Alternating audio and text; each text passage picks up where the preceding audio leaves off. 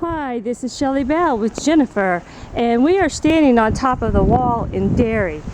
We are going to take a walk around the wall. This is the only walled city left in all of Europe, and you can see how beautiful it is. We have beautiful old structures. If I look this way, you can see the tops of a church.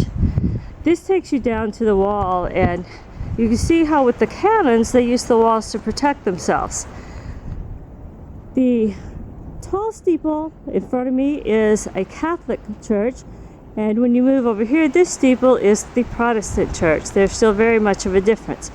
We're on the highest point of the wall with the biggest cannons, and you see Jennifer over there. Of course, back in history they didn't have a million houses, but the big cannons to protect the countryside and the people of Derry.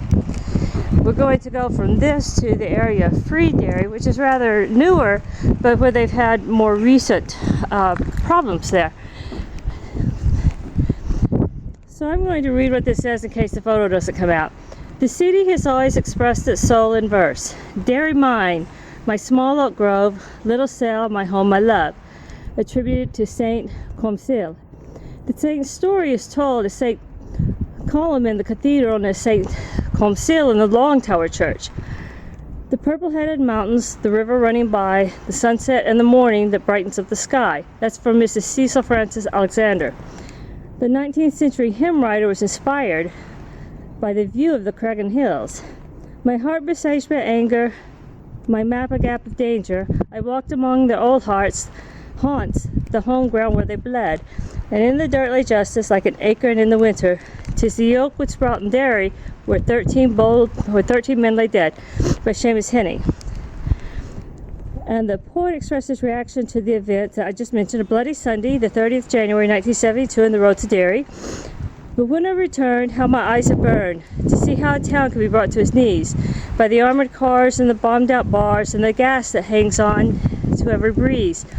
Now the army's installed by that old gas yard wall, and the damned barbed wire gets higher and higher, with the tanks and their guns. Oh my God, what had they done to the town I love so well? By Phil Coulter. This is how many people felt during the Troubles, and that's what they call it here, is the Troubles. So I'm going to peek out over a little bit and give a good tour of how the wall is and how we are, and some of the pretty churches. And then Jennifer and I are going to head to the museum, where we'll do more direct picture taking.